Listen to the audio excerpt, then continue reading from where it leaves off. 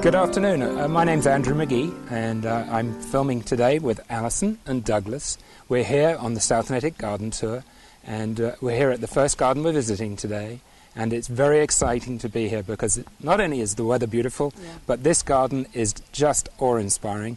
And Alison is going to tell us a little bit about South Natick and the garden tour and why we're here today. Thank you. We're here today because every other year, for the past 7 years, we've been doing a garden tour for the benefit of the Bacon Free Library, which is a historic building in the center of South Natick. And every year, gardeners submit their gardens to be shown for people that would like to take a peek at what is available in the area. So Doug's along for the ride here. He's an interested gardener and a great film man as well. So between myself and Doug and Alison, we're going to be talking about some of the things you're going to see. And what would you like to see first there, Doug? I'm just really looking forward to this. This is a terrific garden, a wonderful place to start. Yeah. It is indeed. Let's go. Okay.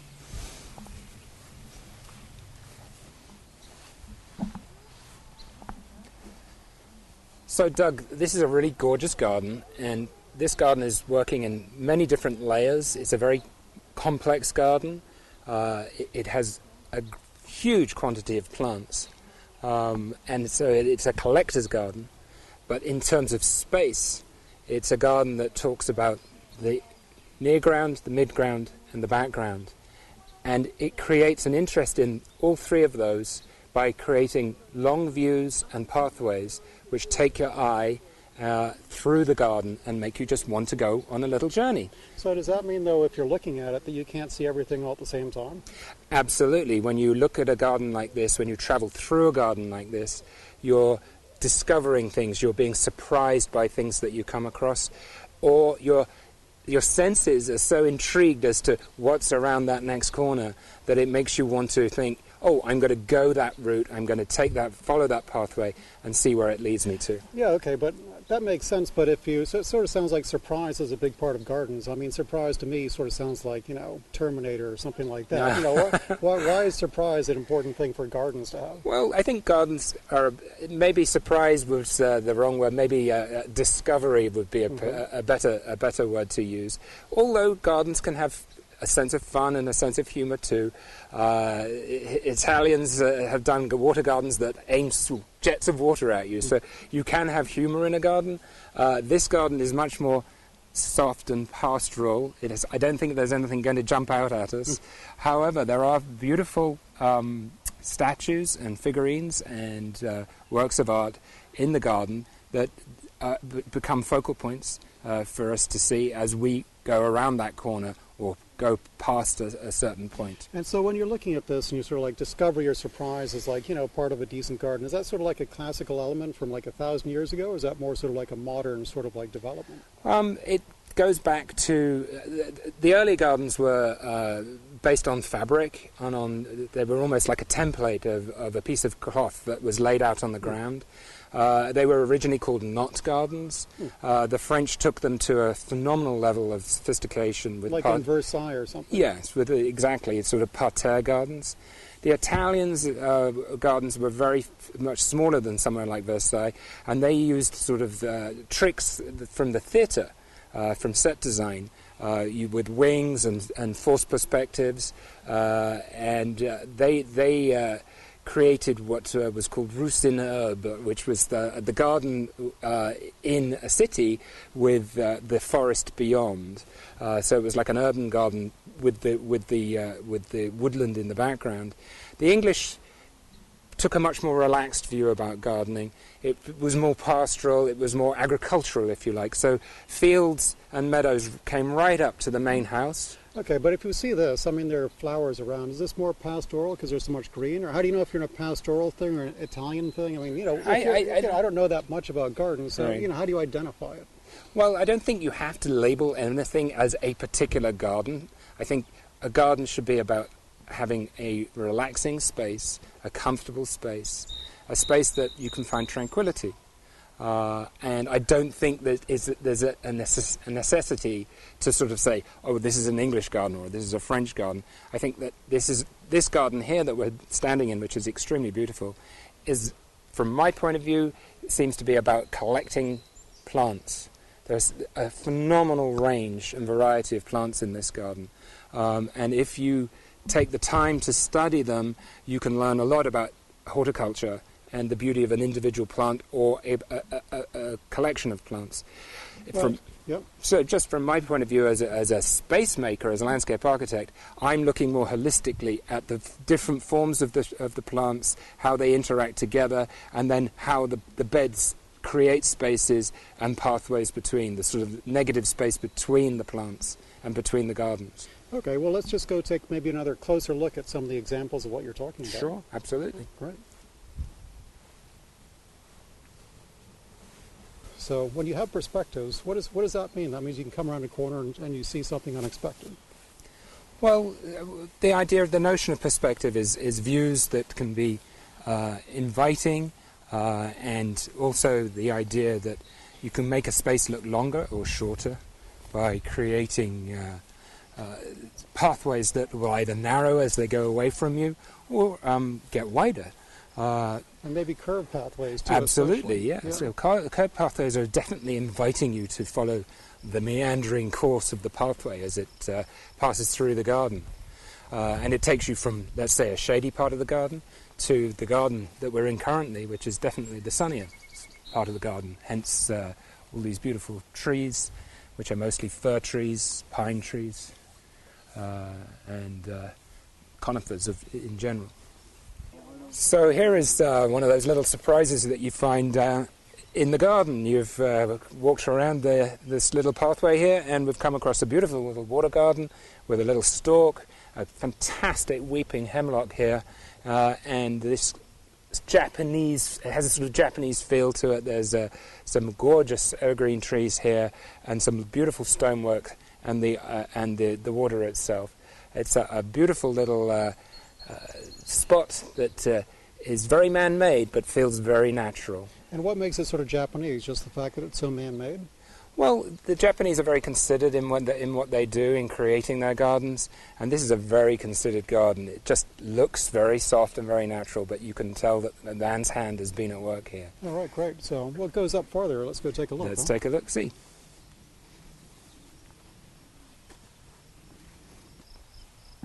Okay, Doug, so now we're coming into the heart of the water garden, which is just full of whimsy and charm. There's a vast array of different materials here that the gardeners used. I mean, it's very colorful too. I mean, there's the stone here, there's steps, and these like sort of bushy things, whatever that. They look kind of like tribbles actually from like Star Trek back in the 60s. The blob, yeah. Yeah. So this is a weeping hemlock, Canadian hemlock. It's absolutely gorgeous. There's a larger one behind you, which is equally beautiful, and it's falling over, weeping over the water is very charming. These stones are all about the earth and very New England. It's a mixture of granite. You've got some rock here, which it almost looks like it's volcanic. It's almost like lava that's gone solid. It could be some kind of concrete, some kind of tufa rock. I'm not sure without speaking to the owner. And then there's this vast array of different plants here. We've got baptisia, we've got salvias, we've got dicentras, we've got some grasses here, down here. So what are you looking for? There's a variety for variety's sake, or the way they tie together, or different sort of like colors? What are you looking for in something like this? Well, I think this garden seems to be, to my mind, is about textures. It's not particularly showing off an individual plant other than that beautiful hemlock. It's more about this large coverage of different plants that together in combination make up this lovely soft texture that you almost feel that you want to roll your hand over it, and it's sort of a feast to the eye. Everywhere you look there's something of interest, but in general you just get one large view of this just gorgeous green space. And then behind us, obviously, we have the pool of water. I mean, why is that important? Is that sort of like, why water? Why not something else? Well, there are the various ornamental features that you see in gardens. Water is generally one that most developed gardens do have a water feature. Water is interesting. It gives you the sound of moving water. It gives you the reflection. It allows you to plant plants that live entirely in water or plants that live beside water. And then, of course, it attracts different animals. You'll get small frogs and toads, you'll get lizards, you'll get, what are those little ones? The little spotted salamanders underneath rocks and logs and things. So it's just bringing a diversity to the garden in terms of the wildlife, and an interest, yet another thing to be interested in. And as I said, most gardens that have been developed over the time tend to include some kind of water feature, either a still pond like this, or a moving feature like a small stream or a waterfall. This is just creating a sense of coolness on this hot day, and it's very hot today, and coolness and just calm. And this is only one garden, so I have a feeling we have more on the menu, so to speak. So, well, if they're as good as this one, Douglas, we're in for a real treat. Sounds good. Let's go take a look. Yeah, let's do that.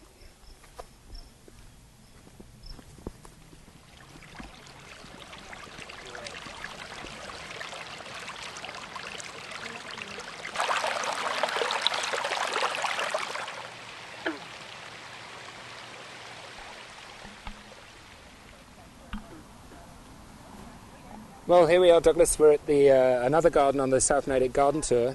This garden is actually not dissimilar to the garden we've just visited. But it's quite small. It's much smaller than the last. It's much smaller and it's much less mature, but it is a collector's garden nonetheless, and faces the same sort of issues that the previous garden that we viewed has when you have a collection of plants as opposed to drifts of one or two plants. So what's sort of a collector's garden then? What does that mean? Well, what these people are really interested in is individual plants for their qualities, whether they're floral or for foliage, for texture, and or maybe their scarcity. These people are really into horticulture and collecting various plants of various species. And what the difficulty they have in creating the space is to juxtapose a large variety of plants beside one another and create a pleasing image and a pleasing space to be in. And what they tend to do is to focus on texture, so that you'll see a lot of textural combinations which are pleasing to the eye. This garden's interesting. It's just like the last garden. It tends to be split into three. There's a sunny side, a shady side, a sort of woodland garden, and then there's a water feature. Is that just depending on this time of day? Because right now it's in the afternoon. So is there always people when they design gardens are like, oh, that's the sunny side, that's the shady side, or is it just like the way it goes depending on the way you're facing?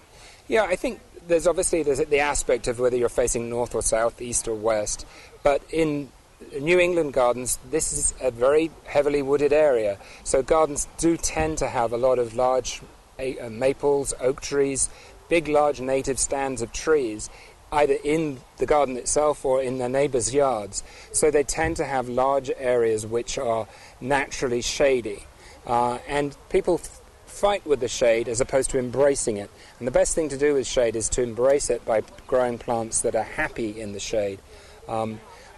Tends to be where the house is, because they had to clear the woodland lot to make the room for the house. Tends to be where the sun is, so that's where the sunny side of the sunny garden is.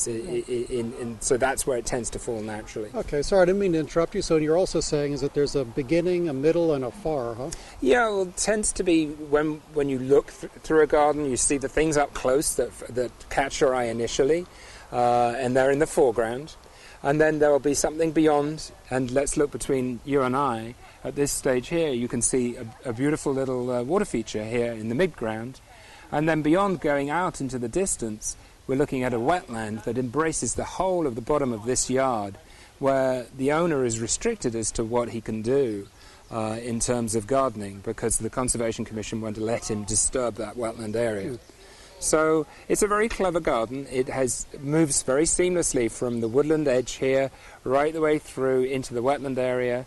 The sunny garden over on this side and the wetland beyond. Well, let me just ask you a couple of very quick questions then. If you have a garden, do you expect to see predominantly, say, one variety of color, like more reds as opposed to more blues, as opposed to more something else? Yeah. Are they all supposed to go together, or is it really supposed to be like, oh, reds, blues, yellows, whatever? How is that supposed to work? I think it's up to the individual. Some people really like a combination of one or two colors, pinks or purples, yellows and whites, blues and yellows. So, opposites on the colour wheel. So there are a variety of colours that range across the spectrum. And I think certain people just hate red plants. Some people love red plants. Hummingbirds like red plants. So if you want a hummingbird garden, plant a lot of red plants. If you want bluebirds to come to your garden, then you need a meadow. So there are certain things, goals that you should set when you're designing a garden. You have to think long term what it is you're trying to achieve. If you want something that's low maintenance, this is not low maintenance. There's a lot of work goes into a garden like this. My garden is all about vegetable gardening and a meadow. I have a huge meadow and a big vegetable garden and a very small flower garden. I like my garden to be a working garden, so I get a lot of vegetables out of it. This garden has a small, just tucked around the corner here, is a small vegetable garden, which is a productive garden. It's looking pretty good. And so when people put a lot of work into these, what's the work? Is it the pruning? Is it the planting? Is it the watering? I don't know. What takes the most? How do you do a less work sort of garden? A less work sort of garden is about creating spaces using a lot of ground cover to help keep down weeds, because the big time consumer in any garden is weed control. And if you look carefully, and we can take some close-ups later, this gardener here has used, there's a plant here called sweet woodruff, there's ground covers that keep the plants down. And then in open areas he's used mulch, and he's used pebbles as a mulch as well. So there are different ways of creating open spaces, lawn, mulch, pebbles, or in the garden itself, using ground covers to keep down weeds. Okay, you mentioned a water feature. Maybe we go take a closer look at that. I think that'd be a great idea. All right.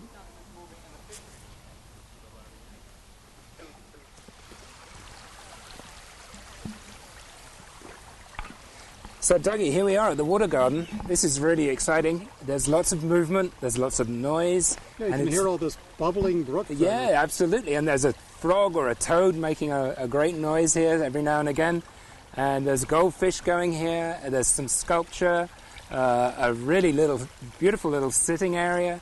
This is a really charming space. So with this, though, is it sort of like, why is this a good thing to have movement? Is it just because it adds excitement? Or Absolutely. It's adding interest. It's adding the noise. It's covering the traffic from the street. You can't hear the traffic at all because of this lovely babbling brook sound that you referred to. And you can actually feel the air is cooler here because the water is moving. Yes, it's a great addition to this already lovely garden. Well, this has been a pretty good tour all around today, Andrew. I've really enjoyed myself. I'd love to do it again next year. Yeah. Oh, actually, no, it's 2 years' time. So, excellent. Well, thank you very much, and we'll see you again soon. Yeah, it's been fun. Thank you. All right, thank you, Andrew.